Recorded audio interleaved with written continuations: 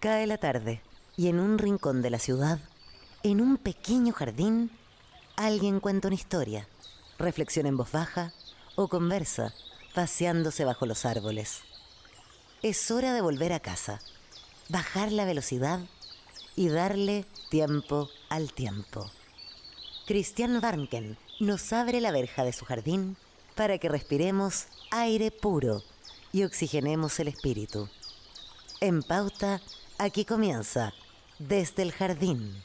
Una presentación de AFP Habitat, presentes en tu presente, preocupados por tu futuro. Y Grupo Educar, construyendo el futuro de la educación técnico-profesional en Chile. Lo esencial de toda exploración será volver al propio jardín y ver las cosas por primera vez, decía el poeta T.S. Eliot. Muy buenas tardes, queridos y queridas radiovidentes que me están escuchando. Y al escucharme me ven caminar por este pequeño jardín, pisando por lo demás las hojas de este espléndido otoño. Hoy día es jueves 14 de mayo y como ustedes saben, siempre me gusta, por lo menos una vez a la semana, caminar desde mi jardín a esa escuela que está al lado de mi jardín, al patio de la escuela, a hablar de educación. A eso vamos ahora. Ahí se escucha el sonido de las campanas, los niños, la energía, la vitalidad que viene desde la escuela. Y es inevitable que cada vez que hablamos de educación y pensamos la educación, nos encontremos con ella, con Gabriela Mistral. Muchas de las cosas que hemos menester tienen espera, el niño no. Él está haciendo ahora mismo sus huesos, criando su sangre y ensayando sus sentidos. A él no se le puede responder mañana, él se llama ahora. Él se llama ahora, el sentido de la urgencia que desde el pasado la voz de Gabriela Mistral nos trae a nuestro sentido de urgencia de hoy día. Hoy vamos a conversar con un apasionado de la educación y del aprendizaje. Me cuesta encontrar otro adjetivo mejor. Alguien que ha dedicado su vida a la educación, estudió literatura en la Universidad Católica de Chile, hizo un MBA en la Loyola University Maryland, fue director de tecnologías para la educación en Fundación Chile, fue jefe de gabinete del Ministerio de la Ministra de Educación del gobierno de Ricardo Lagos, se ha desempeñado como especialista senior en educación del Banco Interamericano del Desarrollo y hoy día es director ejecutivo de Tu Clase, Tu País, consultor en educación y docente del Magíster de Políticas Públicas en Educación de la Universidad de Chile. Y lanzó en octubre del año pasado un libro extremadamente interesante que acabo de terminar de leer y que de verdad lo disfruté. Ustedes saben que a mí me gusta la educación, soy profesor, esa es mi profesión de origen y mi formación de origen. Un libro muy interesante, muy entretenido, no solamente para los especialistas en educación, para quien se interese por el tema de la educación hoy. El libro lleva por título Otra educación, aprender en el siglo XXI, y su autor, Eugenio Severín, está aquí conmigo en el patio de la escuela. Este es un libro editado por las ediciones Laurel. Eugenio, muy bienvenido al patio de la escuela. Gracias, Cristian, por la invitación y un gusto poder conversar. Y muy emocionante la cita de Gabriela Mistral, escucharla además en su voz y recordarnos que la educación siempre es una tarea urgente. Los niños son ahora. A mí siempre me vuelve emocional. La escucho todas las veces que hablo de educación y me vuelve emocional, me vuelve a conmover, ¿no es cierto? Y esa urgencia, ¿por qué hoy? ¿Por qué es tan urgente hoy? Bueno, el libro parte justamente de esa pregunta, de hablamos tanto de educación, de aprendizaje, de hacer el aprendizaje mejor, más significativo, más profundo, y cuando uno trabaja en educación se da cuenta que no estamos del todo de acuerdo, qué entendemos por aprendizaje, cómo se ve el aprendizaje y qué esperamos que ocurra con el aprendizaje. Esa fue la pregunta con la que partí el libro y el recorrido que yo mismo hice aprendiendo, conversando con la historia, conversando con la ciencia, conversando con la filosofía, preguntándole qué es esto de aprender y cómo lo hacemos en un contexto, que la última parte del libro, que es en un contexto en donde es urgente repensar qué queremos ser como sociedad, qué queremos ser como educación, qué queremos ser como escuela, qué queremos ser como seres humanos en el contexto actual. Y eso, no hay otra forma de responder a esa pregunta que no sea aprendiendo. Y lo que queda claro cuando uno lee tu libro es que el aprendizaje es algo, es algo de la existencia más profunda del humano. Y tal vez ahí podrías decir algo sobre eso. Sí, de hecho, yo en la primera parte del libro termino diciendo que en vez de nombrarnos como el Homo sapiens, deberíamos de nombrarnos como el Homo discípulos. porque somos el ser que aprende, el ser que está permanentemente abierto a crecer, a transformarse, a convertirse en otro gracias al aprendizaje. Bueno, este libro tiene muchas dimensiones y muchos temas, no vamos a poder abordarlos todos, pero realmente es un libro muy interesante y lo leí entero, quiero decirlo acá. Y eso que es largo. Es largo, pero es amable para leer. No es un libro, digamos, que expulsa al lector con los temas, al contrario. De partida parte con algo muy entretenido y muy interesante que va a agarrar a cualquiera, que es mirado desde la neurociencia, mirado desde el cerebro, ¿qué sabemos hoy día que es tan decisivo, que puede ser decisivo para el aprendizaje? De todo lo que, de ese saber que hemos recogido, que tenemos hoy día, que nunca hemos tenido tanto conocimiento, ¿no es cierto?, a partir de la neurociencia, ¿qué es lo que a ti te parece más relevante o más potente de poner en la mesa en la conversación sobre el aprendizaje, desde la neurociencia, el cerebro, etcétera? Mira, primero un dato. Hay un estudio de la Universidad Diego Portales que exploró las mallas curriculares de formación docente en Chile, en la Universidad Chilena. Y el tema de la neurociencia y la psicología cognitiva, ¿sabes qué porcentaje de la malla de formación de docentes es? No quiero ni imaginarme. 3%. Imagínate, impresionante. Y es increíble porque docente y la educación trabaja con el cerebro de los estudiantes, con 45 cerebros al mismo tiempo. Y lo esencial es entender cómo funciona ese cerebro, cómo el cerebro lo que hace para aprender es crear redes, mapas conceptuales, neuronales que hacen que tengamos una forma de entender el mundo, un modelo para interpretarlo, para tomar decisiones y para actuar. Y si no sabemos cómo funciona el cerebro, cómo es que crea esas redes, cómo, por ejemplo, es imposible incorporar un contenido nuevo si no lo logro anclar con un contenido que ya está en el cerebro. Y eso que es un detalle muy menor, hace toda la diferencia para un docente. Si un docente se da cuenta que tiene que buscar una forma de conectar con los 35 niños que tiene al frente para conectar este contenido que estoy con algo que ya tiene, cambia la experiencia. Tengo que hacerme cargo de su contexto, de su interés, de sus aprendizajes previos.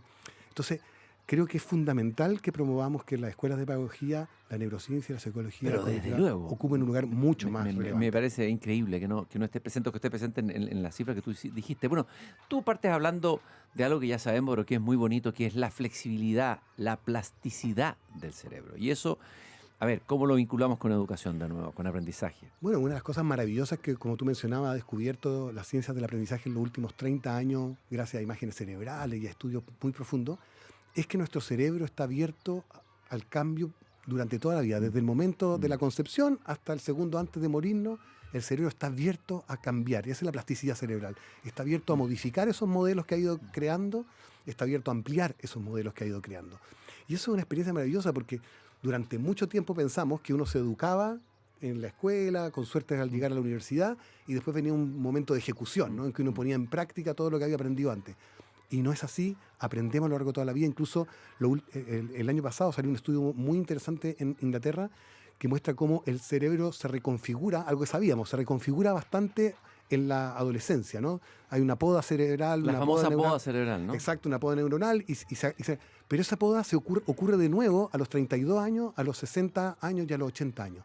O sea, el cerebro sigue renovándose. Bueno, eso podría servir para ver todo el tema de la educación continua, de pensar que uno siempre va a seguir educándose. También pienso en las universidades, con el descenso de la tasa de natalidad, el envejecimiento, van a tener que apostar a buscar a esos adultos mayores que van a seguir o van a querer seguir aprendiendo, ¿no? Y también es una invitación a nosotros mismos a reconceptualizarnos como aprendices permanentes. Claro. Tenemos siempre una oportunidad de aprender con libros, con series, con películas, con conversaciones. Estar siempre abierto al aprendizaje es estar vivo. Desde luego que sí, estoy completamente de acuerdo contigo. Y hay un tema que me interesó mucho, lo anoté aquí, lo marqué. La emoción y la conciencia, la emoción y el aprendizaje, que me parece un tremendo tema, ¿no? A ver, algunos vislumbres de eso. Yo sé que es un tema que tiene varias complejidades y todo, pero algunos vislumbres. Sí, mira, se suele decir esto de que sin emoción no hay aprendizaje, y es cierto, pero es tan cierto como decir que sin aire no hay respiración. O sea, es un componente esencial. Los seres humanos somos emocionales, nos relacionamos con el mundo y con los demás con y desde las emociones. Nuestra memoria está marcada emocionalmente, nuestros sentidos. Tú sabes que cuando uno de nuestros sentidos capta una información nueva, la vista, el oído, el que sea, el primero que la procesa es el núcleo parabraquial y el núcleo de tracto solitario, mira los nombres que tiene eso en el cerebro, y hace una evaluación emocional de esa información. Y dice, esta información me importa o no me importa. Y si importa, la manda a la corteza, a la corteza frontal. Si no le importa, se desaparece. Y el 99% de la información que registra los sentidos desaparece porque la evaluación emocional dice que no es importante. Tú dices, la emoción sorprende y anticipa a la conciencia. Así es. Y eso es muy bonito porque nos invita a reconocernos como mucho más que racionales, como seres humanos que nos vinculamos con el mundo y con los demás a través de las emociones. También estas emociones operan en la memoria. Son un filtro, hay un filtro emocional de la memoria. Eso es bueno, uno lo intuye, pero es bien notable darse cuenta de eso, ¿no? Es bien notable y es bien notable porque no opera solo desde los elementos positivos. No solo las emociones positivas nos hacen recordar mejor. A veces las emociones negativas también nos hacen recordar mejor. Y a veces, y sobre todo, mira, yo cuento ahí en el libro que hay momentos, yo en general tengo mala memoria, soy de estos siempre distraído, siempre no conozco a las personas con las que me encuentro, en fin, todas esas cosas. Pero hay momentos que los recuerdo vívidamente y es porque el contenido emocional de la experiencia, estoy pensando, por ejemplo, cuando nació mi hijo mayor, que nació con algún problema inicial, y esa noche lo pasamos pésimo con mi mujer, esperando a ver qué pasaba con... esa noche te la puedo relatar minuto a minuto, porque uno está tan En cambio, te puedes conectado. olvidar de otros hechos que... Y me voy a olvidar de lo que almorcé hoy día. De la que conversaste o en una reunión que tuviste, qué sé yo. La atención o la concentración. Se dice que hoy día estamos en un contexto que tendemos a la dispersión por la cantidad, los jóvenes también, de dispositivos, estímulos, información que llega por todos lados. El último libro, vi que citaste a Chulhan, uno de los últimos libros sobre Dios, precioso, de Byung-Chul Han, parte hablando de la atención, de la pérdida de atención en nuestro tiempo. A ver, ¿qué podemos decir ahí? Una cosita. Sí, es que si no logro captar la atención de quien está al frente como aprendiz, no hay aprendizaje posible porque la atención es la puerta de entrada al aprendizaje. Y efectivamente estamos llenos de distracciones. Hoy día creo que la salida de los celulares de la sala de clase va a ser un aporte para eso. Pero sobre todo, si no hay atención, no solo en la sala de clase, cuando conversamos con un amigo, cuando conversamos con la pareja, cuando estamos leyendo, estudiando, viendo una película, la atención es la puerta de entrada al cerebro. Sin atención no ocurre nada dentro. Bueno, estos son algunos vislumbres para el que nos está escuchando y quiera leer este interesantísimo libro, que incluso creo que vaya para una segunda edición. O sea, le ha ido bien al libro, muy bien, lo que me alegra mucho. Vamos a hablar ahora de la otra dimensión, dijimos neurociencia, la psicología cognitiva, que también ha tenido avances y hay elementos muy interesantes que pueden servir para el aprendizaje. De todo lo que estudiaste o lo que has estudiado o lo que tratas aquí en el libro, ¿qué quisieras compartir con nosotros desde esa disciplina? Mira, una de las cosas más interesantes que encontré ahí es que lo que demuestra la psicología cognitiva es que el verdadero aprendizaje, lo que llamamos aprendizaje profundo, aprendizaje significativo, ocurre cuando pasan dos cosas. Y si no pasan esas dos cosas, no hay verdadero aprendizaje. Una, lo que se llama maestría o comprensión, que es que yo logro armar un buen mapa en mi mente que conecta bien ese contenido con otros contenidos, que lo relaciona, lo jerarquiza, lo ordena en la cabeza. Esa es la maestría. Pero no alcanza con eso. El siguiente paso es la transferencia, que es que yo soy capaz de aplicar ese contenido en otros contextos. Y eso es lo que demuestra el verdadero aprendizaje. Cuando yo, esto que aprendí en matemáticas, realmente descubro que se conecta con ciencia, realmente se conecta con historia, se conecta con algo que me pasó en el fútbol. Esa posibilidad de conectar contenido es lo que revela el verdadero aprendizaje en la mente. Bueno, ¿y cómo podríamos aplicarlo eso en la manera de enseñar? Bueno, por lo pronto, en dejar de lado todas las evaluaciones que tienen que ver simplemente con repetir de memoria lo que dijo el profesor. Creo que todos en el colegio vivimos la experiencia de sacar mejores o peores notas simplemente repitiendo o tratando de repetir lo mejor posible lo que el profesor había dicho. Y eso, aunque uno sea exitoso en ese camino, la verdad es que no es camino de aprendizaje. El aprendizaje ocurre cuando yo puedo poner eso en práctica, por ejemplo, a través de proyectos, a través de trabajos colaborativos con otros compañeros, a través de instancias de reflexión compartida, de debate, cuando tengo que poner en juego eso que aprendí en mi cabeza. Y te metes en la historia. Ese capítulo a mí me encantó. Partes desde Mesopotamia, en las Eudeva, en esas casas, escuelas, no sé cómo llaman las escuelas de aprendizaje que tenían que ver con la escritura. Sí. Estamos hablando de los sumerios, estamos hablando de tiempos muy remotos. 4.500 años atrás. Y después te metes en los griegos, en la paideia, y en fin. este recorrido a través de la historia o evolución del aprendizaje en Occidente, en nuestra historia, pues también no solamente en Occidente, en Oriente habría que buscar también cómo se fue dando eso. ¿Qué tenemos que rescatar desde ahí para hoy día, de todo lo que tú estudiaste? ¿Qué es lo que viste en esa línea de evolución y qué es lo que hay que rescatar para hoy día? Mira, ahí encontré unas cosas más importantes que descubrí escribiendo y investigando para el libro. Y es que si uno revisa toda la historia, se encuentra con que a lo largo de ese tiempo, la educación siempre y el aprendizaje siempre han tenido los mismos 4 finalidades. La primera, que aprendamos a conocernos a nosotros mismos, descubrir quiénes somos, cuáles son nuestros valores, nuestras opciones, nuestra identidad, cómo construimos nuestro carácter. Primer objetivo, conocernos a nosotros mismos. Conócete a ti mismo, como decía el oráculo de Delfos, el templo de Apolo, ¿no? Exactamente. Segundo, aprender a relacionarnos con los demás, a crear vínculos, a crear confianza, a crear colaboración, a construir cosas juntos, a reconocer que somos sociales y que somos parte de una sociedad. Segundo. Tercero, aprender a actuar en el mundo, a reconocer que necesitamos habilidades, conocimientos, competencias para interactuar en el mundo, tanto para conformarnos, en el sentido de que el mundo tiene ciertas reglas, tiene ciertas normas, vivimos en sociedad, etcétera, como para transformarlo. Y por lo tanto, para preguntarnos cómo lo hacemos mejor, cómo lo cambiamos. Y cuarto, aprendemos para seguir aprendiendo. Aprendemos para crear en nosotros las habilidades que nos permitan cambiar, aprovechar nuestra plasticidad y seguir desarrollándonos en el tiempo. Entonces, esas 4 finalidades nos han acompañado desde el comienzo de la historia hasta hoy día. Y lo que nos ha pasado, particularmente en el último siglo y medio, es que en general hemos concentrado la educación solo en el tercer objetivo, de prepararnos y hemos para descuidado actuar. los otros. Y los otros fueron descuidados. Y la pandemia nos reveló, por ejemplo, que el tema de las relaciones y el tema del conocerse a sí mismo era muy importante y lo habíamos dejado de lado. De los griegos, ¿qué rescatarías tú? Tú hablas ahí de la paideia, ¿no es cierto? ¿Qué es lo que de la educación griega o de la manera como los griegos entendían la educación podría ser tremendamente actual hoy día? Yo creo que a mí me gusta mucho, primero, la idea de que nos educamos para desarrollar las virtudes, para convertirnos La en arete, quienes ¿no somos. es La cierto? arete. La vieja arete, claro. Y la idea de la, nunca lo digo bien, la eudamonía. Eudaumonía. La felicidad, que Exacto, nosotros llamamos felicidad. ¿no es Exacto, pero que no es la felicidad hedonista. Hedonista o el placer pequeño, sino que es esa sensación de satisfacción con la vida, de saber que uno está donde tiene que estar, que es quien tiene que ser. Esa idea de que finalmente el aprendizaje y la educación nos tienen que llevar a ese lugar, me pareció maravilloso. Ahí había un foco en la educación griega. Puede tener otros defectos, era una sociedad que no era democrática, había esclavos. Solo hombres, pero... Solo hombres, bueno, miles de defectos, pero había un foco claro, ¿no? Y el problema es cómo encontrar nuestro foco claro hoy día, que te lo voy a preguntar al final. Un tema muy importante que creo que recorre un poco el libro, el espíritu en que está fundado este libro, es el sentido del aprendizaje, que está en el capítulo 5. Bueno, ahí tú dices que describiste el aprendizaje de distintas perspectivas, lo que acabamos de ver, neurociencia, psicología cognitiva, la historia. Pero entender, dices, el porqué y el cómo de lo que hacemos no es lo mismo que comprender para qué lo hacemos. Ese en busca del sentido, y citas ahí a Víctor Frank, el hombre en busca del sentido.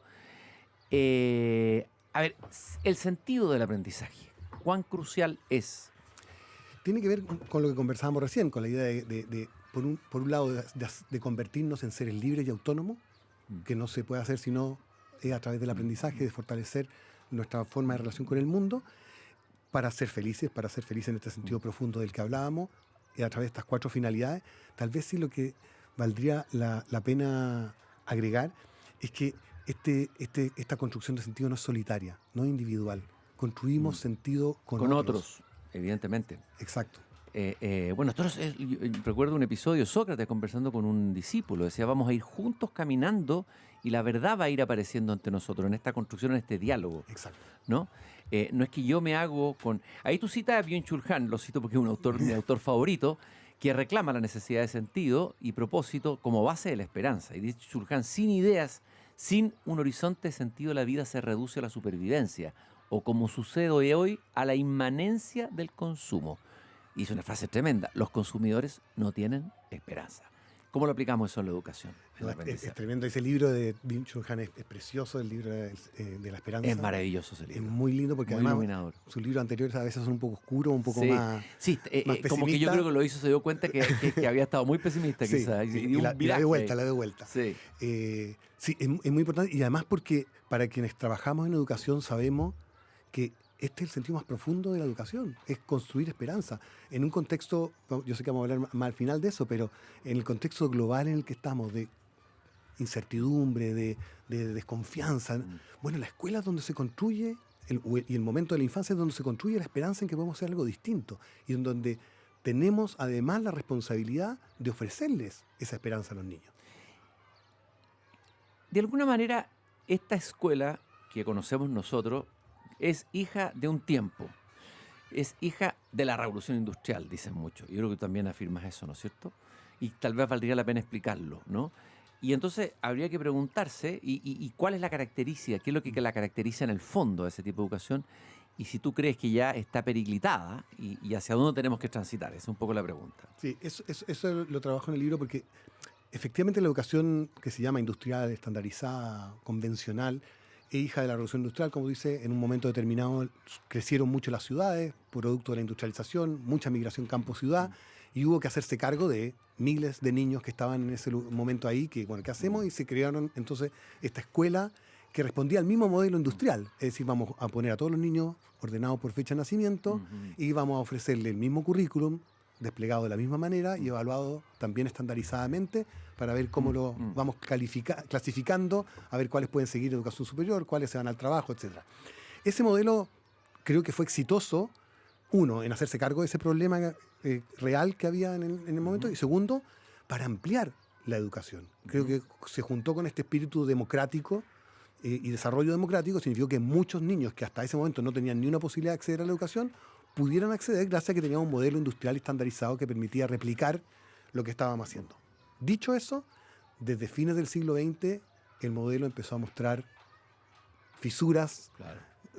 carencias, ¿no? carencias, porque el mundo se mueve mucho más rápido de lo que estamos, es mucho más flexible, es mucho más líquido, es mucho más cambiante, y entonces este modelo estructurado, estandarizado empezó a agrietarse, y creo que lo que estamos viviendo hoy día es justamente la demanda por otra educación, que es lo que trato de proponer en el libro, que supere ese modelo reconociendo su aporte y valorando lo que podamos recoger de ahí, pero construyendo algo distinto. Y ahora tenemos, algunos dicen que es mucho más que va a ser más que la revolución industrial, va a ser más vertiginosa y más veloz en el cambio y en la profundidad del cambio, que es la revolución digital, llamémosla así, que incluye la inteligencia artificial. Nos aproximamos a lo que alguien llamó una civilización artificial en plenitud, ¿no es así? Ahí como que de alguna manera surgen temores, también esperanza. Oscilamos entre la visión apocalíptica de lo que viene o una visión también un poco ingenua de confiar absolutamente en el desarrollo tecnológico sin nada más que la acompañe. Y tú me parece que tratas de transitar entre esos dos estados de ánimo, ¿no? Sí. Yo a veces me levanto apocalíptico y a veces me despierto con más esperanza. A ver, una reflexión sobre qué rol, qué va a ser la educación en tiempos de la inteligencia artificial, cuando ya la inteligencia artificial esté operando a plenitud, ¿no? En su máxima posibilidad, que va a ser en pocos años más. Ni siquiera uno piensa 100 años, no, son 100 años, 10 años, 15 años, no sé. ¿Qué va a ser la educación? ¿Qué es lo que podemos pensar ahí? Mira, déjame partir un poquito antes con el tema anterior. Lo que yo desarrollo en el libro es una idea que a mí me parece muy importante, y es que estamos en un momento de crisis en el mundo, muy profunda, de término de paradigmas, ¿no? Y ahora, la buena noticia, como comento en el libro, es que esto nos ha pasado muchas veces en la historia humana. Muchos momentos en que el fin de la monarquía, la revolución industrial, hay muchos momentos en que cambian los paradigmas, en que la sociedad ya no responde a la forma en que ha venido funcionando, y por lo tanto vienen cambios muy profundos.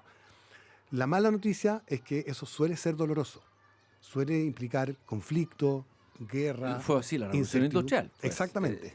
Y la segunda buena noticia es que salimos de ahí, que tarde o temprano vamos a salir. ¿Por qué me parece bien ese contexto? Porque la educación es la forma de salir.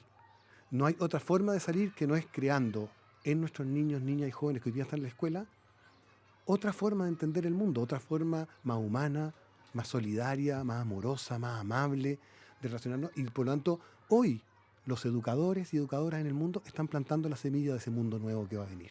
Oye, de alguna manera, tal vez no podría verlo como oportunidad, en el sentido que una educación entendida como simple traspaso de contenido e información ya no va a ser, no va a, al lado de la inteligencia artificial no va a servir de nada.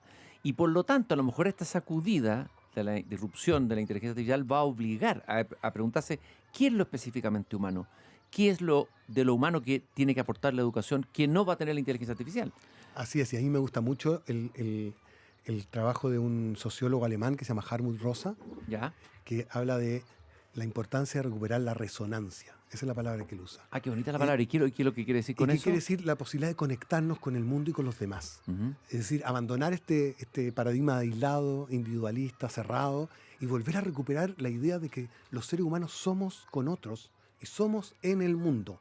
Y por lo tanto que recuperar esta resonancia, recuperar algo de lo más profundo mente humano, que no lo tiene la inteligencia artificial. Justamente este trabajo de esperanza que señala Byung-Chul va en la misma línea, ¿no? Que tiene que ver con conectarse con uno mismo. Rosa dice conectarse también con los demás y con el mundo. Creo que ese es el camino donde vamos a hacernos cargo de la ventaja, riqueza, oportunidades que ofrece la tecnología digital en general y la inteligencia artificial en particular, pero preguntándonos cómo es que este modelo industrial que hasta ahora nos ha enseñado a callarnos, escuchar, repetir y olvidar, queda detrás, porque la inteligencia artificial hace esas cosas mucho mejor que nosotros. Mucho mejor. En cambio, hay ciertas cosas que no va a poder hacer la inteligencia artificial. Exacto. Ahí entra el arte, la creación, la emoción, todo lo que La empatía. La empatía, etcétera, ¿no es cierto? Eugenio, ha sido un gusto caminar contigo esta tarde en el patio de la escuela, pero te voy a tener que invitar de nuevo porque hay muchos temas que quedaron.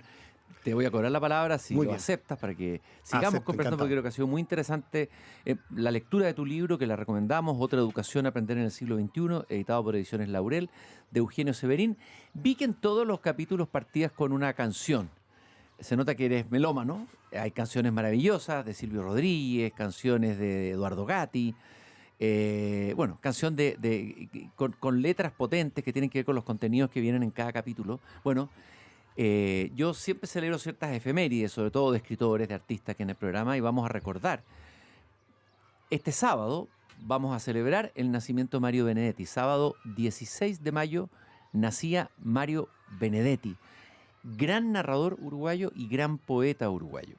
Sobre todo, yo diría, desde mi punto de vista, gran cuentista. Yo creo que Benedetti es uno de los más grandes cuentistas latinoamericanos que hay. En educación, yo cuando era profesor, hacía leer a mis alumnos los primeros cuentos de la literatura latinoamericana, le hacía leer cuentos de Mario Benedetti. Hay uno que se llamaba El otro yo, me acuerdo, uno cortito que hablaba de la doble personalidad de un joven que descubría que tenía un otro yo.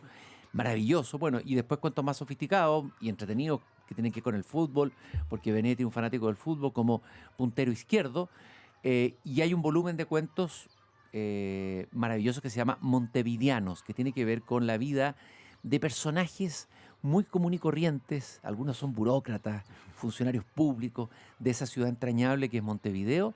Vamos a ir a la pausa con un tema cantado por Joan Manuel Serrat de un poema de Benedetti que se llama Defender la alegría.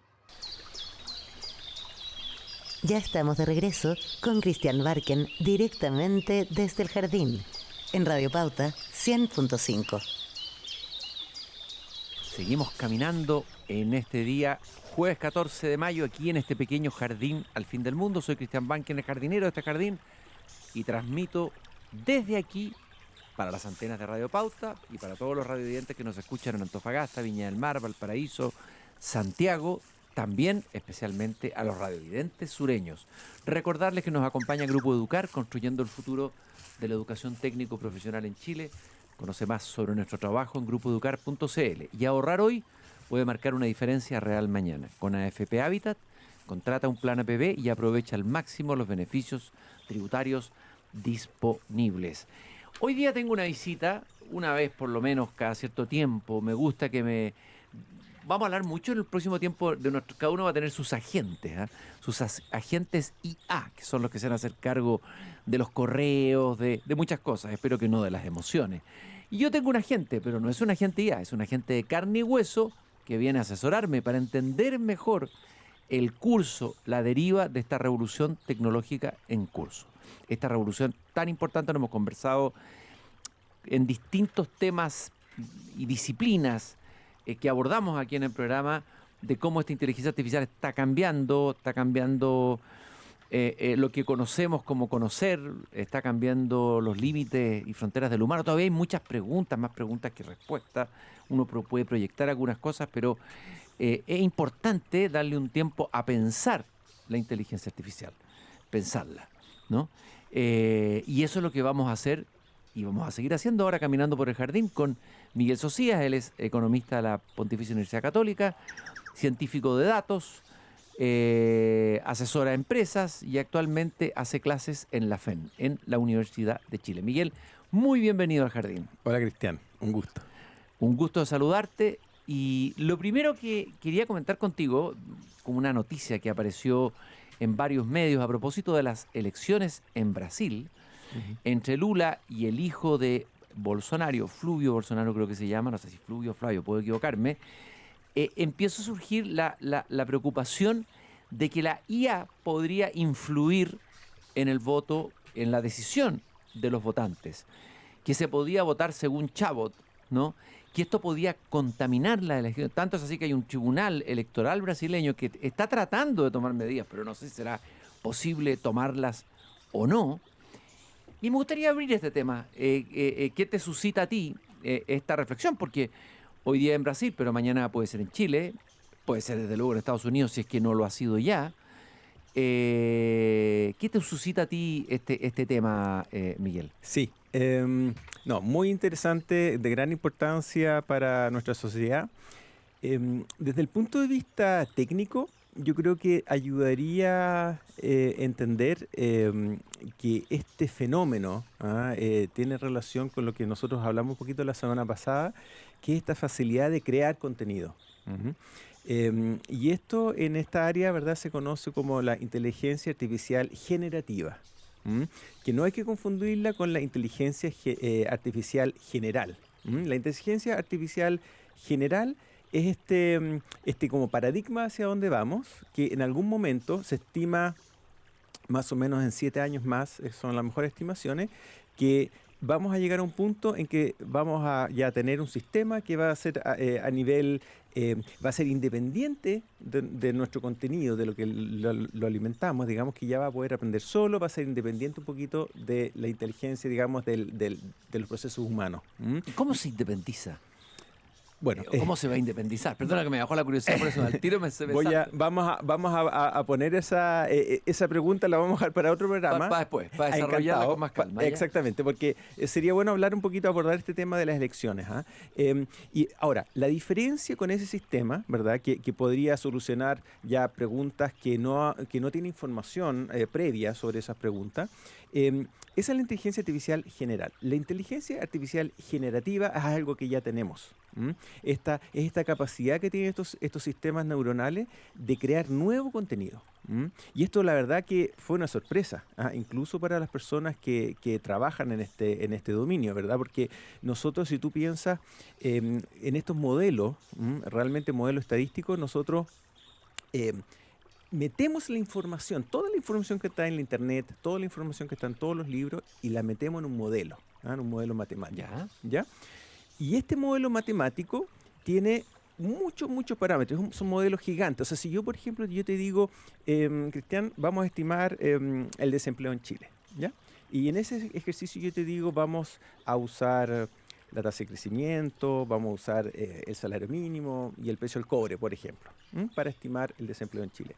Ahí tenemos un modelo de 3 parámetros, ¿verdad?, para estimar este tema. Bueno, estos modelos, por ejemplo, los modelos pequeños que ahora corren en computadores pequeños, tienen 2.000 millones de parámetros, para que tú puedas entender, 2.000 millones. Se estima que el GPT 3.5, el último modelo de OpenAI, tiene entre 3 y 7 millones de parámetros. ¡Wow! ¡Qué cifra! Sí, ya es una cosa que escapa, ¿no es cierto? Mucho cero. Bueno, y el punto que, ¿dónde vamos con el tema de la inteligencia artificial generativa? Es que en algún momento en este proceso en que le metimos más parámetros a estos modelos estadísticos, en algún momento estos modelos fueron capaces de crear nuevo contenido. Porque nosotros siempre pensábamos que los modelos simplemente podían contener la información que ya estaba, que habían producido el resto del ser humano. Exactamente. Pero ¿cómo generan nuevos contenidos? A ver, La verdad que no se sabe, porque al comienzo, y piensa tú cómo nosotros empezamos a usar este tipo de chat, ¿verdad? Nosotros lo empezamos a usar realmente como un Google más potente nomás. ¿Te Claro, fijas? exactamente. Empezamos a hacerle preguntas. Más rápido, ¿verdad? Tratando o pensando que estos sistemas simplemente eran... nos servían para buscar información que ya existía, buscar buenos papers, referencias, para hacer resúmenes, es decir, no para crear nuevas cosas. Cuando sí empezamos a aumentar el tamaño de estos modelos, en un momento, ¡pum!, viene una magia que nadie entiende. La verdad es que nadie entiende. No la cómo entienden funciona. ni siquiera los que No se entiende cómo funciona. Y esto es cuando tú, por ejemplo, si tú, por ejemplo, escuchas al comienzo de una canción, de una melodía, y la música para, no sé si te ha pasado, que tu cerebro automáticamente... hay una expectativa. Hay una expectativa y tu cerebro automáticamente llena eso a veces con una nueva melodía. Claro. ¿Verdad? Y esto funciona así. Funciona en que con todos los parámetros que tiene, boom, genera la melodía hacia el futuro, que puede ser en texto, puede ser en número, etcétera. ¿Te fijas? Y genera nuevo contenido. Y volviendo al tema de la elección. Entonces, esto significa que estos modelos ahora podemos generar nuevos videos, nuevas fotos, y que son realmente indistinguibles para nosotros. O sea, no vamos a poder distinguir el Lula real del candidato Bolsonaro real. Sin legislación no se puede, técnicamente no es posible. Sin legislación. No, yo digo, dejemos la legislación. Me llega una imagen. No puedo distinguir, pero uno dice sí, uno piensa que esto parece hecho por la inteligencia artificial, ¿no es cierto? Uno dice eso. Claro. Pero tú dices que... No se puede. El 2026, tal vez, ¿ya? Tal vez. Pero en 2 años, 3 años, porque tú tienes que pensar que esto va evolucionando y mejorando. Entonces, para nosotros los seres humanos realmente es imposible y va a ser incluso más difícil, digamos, poder distinguir, ¿no? Y ahí va a entrar el tema de la verdad y de la mentira, de lo que se ha hablado harto, ¿no es cierto? ¿Qué va a pasar? Vamos a tener que educar a un ser humano que sea capaz, porque estoy hablando, hay una élite educada que lee libros, que va a congresos, que se supone que tiene un capital cultural, que puede a lo mejor recibir más críticamente, se supone, aquello que está recibiendo. Pero hay una masa que no tiene a lo mejor ese capital cultural, que está expuesta a la fake news, a la mentira, y eso es devastador para la democracia, devastador para la política, la democracia liberal tal como la entendemos hasta ahora. Claro. ¿O no? Claro. Y esto, llevar un poquito esta idea de la personalización, ¿verdad? Como algo positivo, ¿verdad? Nosotros nos gusta que nos personalicen, por ejemplo, las películas que nos recomiendan en Netflix, la música que nos recomienda Spotify, los podcasts que nos recomiendan. Nos gusta que nos personalicen a nuestros propios gustos, ¿verdad? Pero esa personalización extrema también lleva, te fijas, a propaganda extrema, lleva a contenido, digamos, político que a veces no es cierto. Entonces, este es como el lado oscuro de la personalización, ¿te fijas? Claro. Y bueno, pero lo que yo te decía, va a haber que preparar a un ciudadano más crítico, que tenga más filtros. Es un tema de educación cívica, pero potente y urgente para lo que viene. Sí.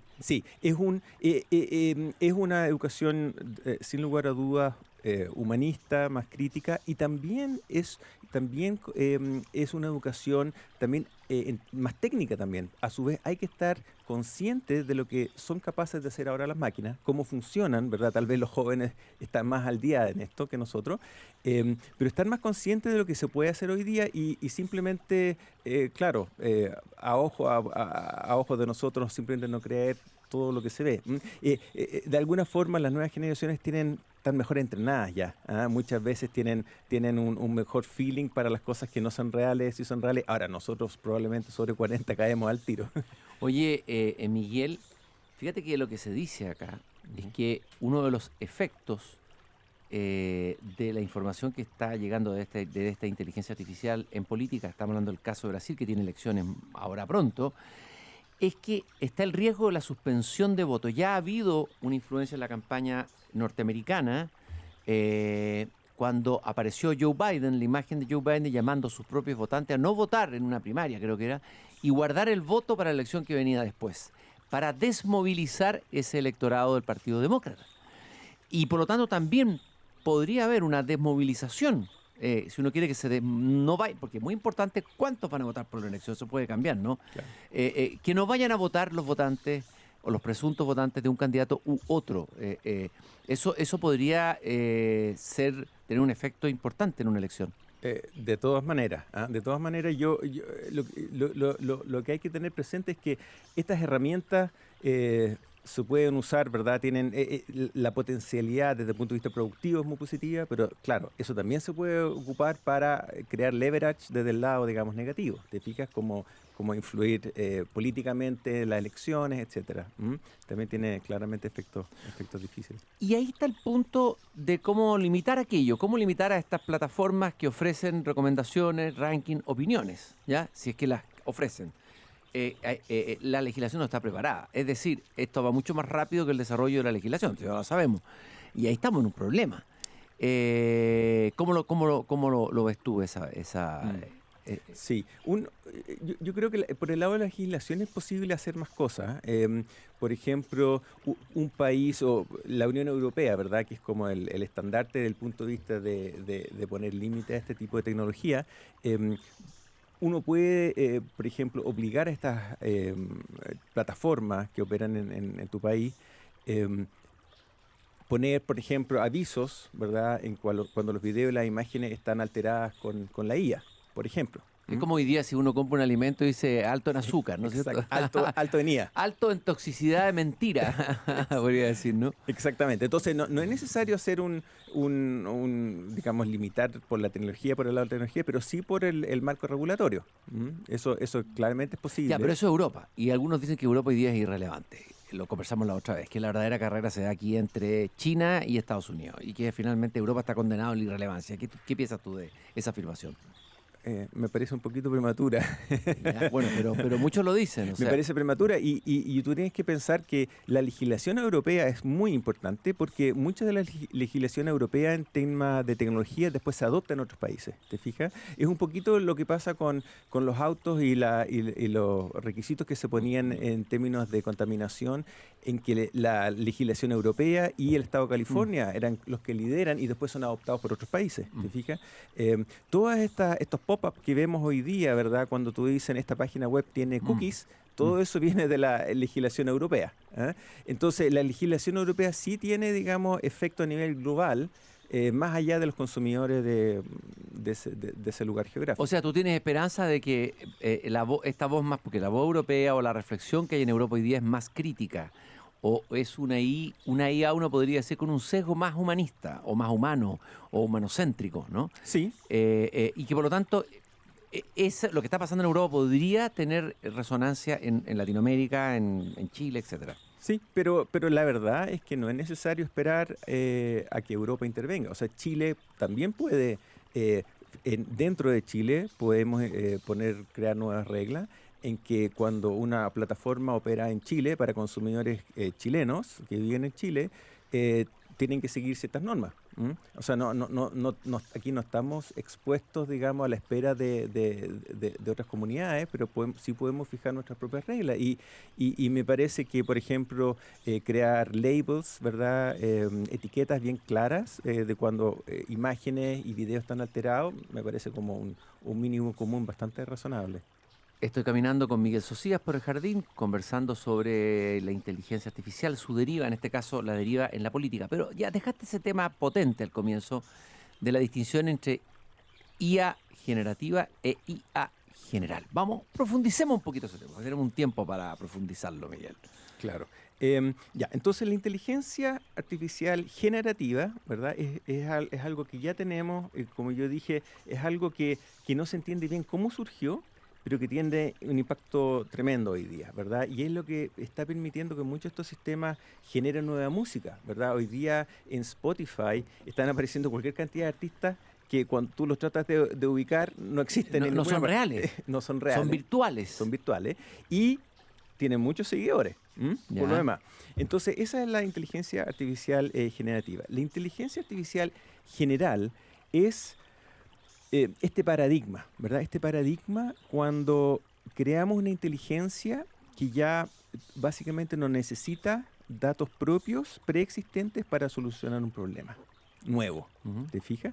Si es que eso sucede, hay muchos pensadores que piensan que, digamos, gente del medio de la inteligencia artificial que creen que eso no es posible con las tecnologías que tenemos hoy en día, pero muchas personas, incluido el gerente general de Anthropic, por ejemplo, creen que esto va a suceder entre 5 y 7 años más.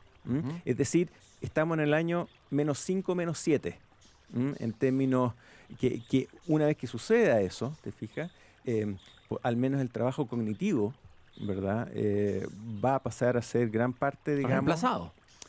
El trabajo cognitivo hecho por humanos, estoy diciendo. Hecho por humanos, exactamente, claro. Y 7 años. Sí. No es nada. Estamos a puertas de algo grande, que va a mover el efecto en la realidad, en la vida cotidiana. O sea, ¿cómo se va a...? Porque, a ver, todos dicen sí, esto va a tener una evolución positiva, el ser humano siempre sale adelante, siempre cuando se introducen nuevas tecnologías que impactan las sociedades hay efectos.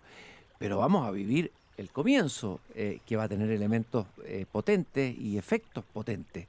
No sé si hay alguien que está pensando en eso, cómo atenuar aquello, cómo encauzarlo, cómo encaminarlo. No lo veo tan claro. ¿Cómo lo ves tú?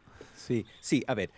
Primero yo creo, algo que tenemos que aclarar es que no es necesario, ¿verdad?, que el escenario futuro que se dé sea esta, digamos, distopia y nos vayamos al extremo, que efectivamente puede pasar si es que aparece esta inteligencia artificial general, ¿verdad? Basta con que... entonces, lo que pasa hoy en día en la conversación pública es que tenemos personas que o 0 o 1. La conversación es bien, digamos, binomial, ¿verdad? Bien, en que tú dices, no, esto no va a pasar, esto ya pasó en el pasado, y los otros que piensan, esto, digamos, vamos a ser todos reemplazados. Simplemente si la tasa de desempleo aumenta en 5 o 10%, ya tenemos una situación muy compleja para Chile. Explosiva. Explosiva. Desde un punto de vista social. Social muy, muy difícil, Sí. ¿te fijas? Y bueno, ¿y para qué decir, digamos, si es que efectivamente esta inteligencia artificial general se da? Pero bueno, y ahí tenemos que realmente abordar este tema desde el punto de vista legislativo. Como dije, ya iniciar, digamos, el tema de la educación, entender qué es producido, digamos, por el lado humano, qué es producido por sistemas cognitivos artificiales. Muchos hablan de que el sistema impositivo es un poquito a favor de las máquinas, digamos. Tú hoy en día, o sea, si los impuestos al ingreso, ¿qué es? Es un desincentivo a una empresa contratar humanos versus contratar máquinas, ¿te Y fijas? no debiera ser así a lo mejor. Claro, Porque es una competencia desleal. ¿O no? Claro, a los economistas les encanta esta idea de mantener los precios relativos constantes, es decir, los impuestos no pueden ser, tienen que ser parejos para todos, digamos. ¿Te fijas? Y hoy en día, al menos, tú bajas, digamos, un nuevo modelo de inteligencia artificial a tu teléfono, tu computador se hace más productivo y eso no conlleva, digamos, un impuesto, digamos. Son sistemas que están abiertos. Cabe destacar que hay muchos de estos modelos que son completamente libres, que ha sido la estrategia de China, ¿verdad? Que están absolutamente abiertos, cualquier persona los puede bajar a su computador, correr localmente y no tienes que pagar a nadie, ni a OpenAI, ni a Anthropic, son completamente libres. Y esa ha sido la estrategia de los modelos chinos. ¿Y esa estrategia a dónde va? ¿Cuál es el objetivo ahí finalmente? Mira, no, sí. Aquí, digamos, hay que, digamos, pensar nomás en qué podría ser. Yo nunca he trabajado en esas empresas, pero hay que mencionar también que Google acaba de tomar la misma estrategia. Ellos, el último modelo que tienen es el modelo Gemma 4, que es completamente abierto, completamente gratuito. Tú lo puedes bajar a tu computador y hacer inteligencia artificial en tu computador o de hecho corre en el último iPhone.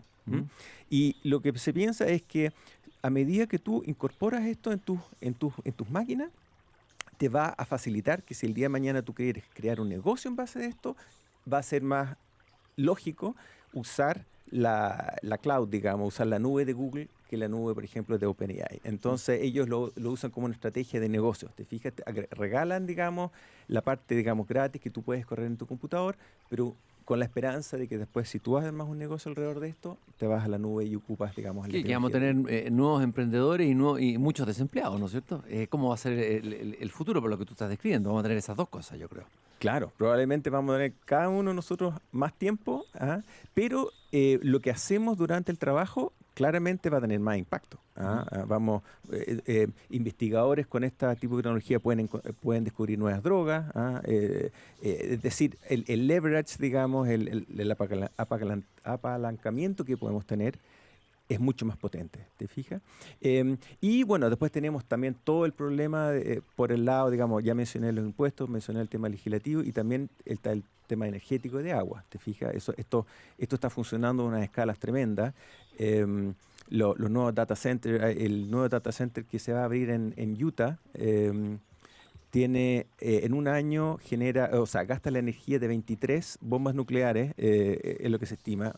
Es decir, el uso de energía es absolutamente tremendo. Ya, pero espérate, tenemos que cruzar esto porque aquí hay dos hechos importantes que están ocurriendo en el mundo. La revolución IA y el cambio climático. Y entonces, ¿cómo hacemos conversar esas dos cosas? Y escasez de agua. Claro. La respuesta inmediata a eso es energía nuclear. Esa ha sido la respuesta, digamos, sobre todo, bueno, Microsoft hace muchos años ya tiene digamos, startups en el lado nuclear. Y esa es como la respuesta como automática que se da, ¿te fijas?